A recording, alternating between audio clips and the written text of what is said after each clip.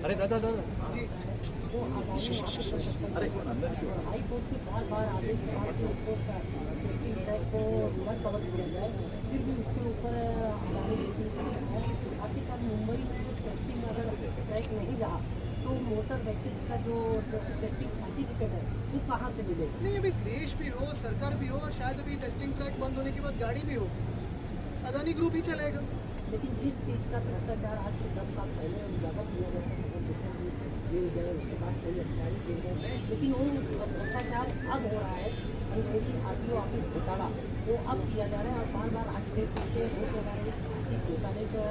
देखिए, अगर एक नाम सबके सामने आता है, सरकार के सामने आता है, तो सर झुका के वो नमन करते हैं, कोई आगे पीछे सोचना नहीं है। समझ लो कि मालेगांव महापालिका में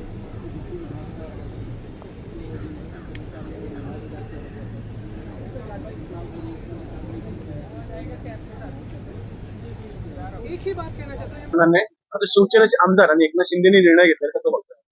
आता ठीक आहे, पण एवढे प्रवास करून मग जाणार कसं गुवाहाटीला वगैरे? बघा काय तुम्हाला सांगतो, हे बरोबर आहे, VSR कंपनीवर खरोखर चौकशी जी रोहित वगैरे सगळेच मागतात, मला वाटतं ती लागायलाच पाहिजे. ती घटना दादांची देखील अतिशय दुर्दैवी आहे, त्याच्यात सत्य काय ते बाहेर पडायलाच पाहिजे.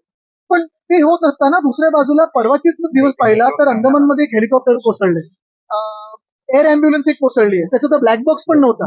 मग स्पाइस जेटचं एक विमान आहे, ते टेक ऑफ घेतलं आणि ते परत इमर्जन्सीमध्ये लँडिंगला आलेलं आहे. ह्या अनेक ज्या घटना घडायला लागलेल्या आहेत, मग कुठे हे तर हवाई घटना झाल्या, कुठे बोट बुडत आहे, कुठे खड्ड्यात कोणी जाऊन मरण पावत आहे. तर ह्या ज्या घटना आहेत त्याच्यावर खरोखर केंद्र सरकार आणि राज्य सरकार किंवा शहर पातळीवर पण लक्ष आहे का, की असंच टाइमपास म्हणजे उथळपणा आणि टोळेबाजी चालली आहे? तुम्ही विचार करा.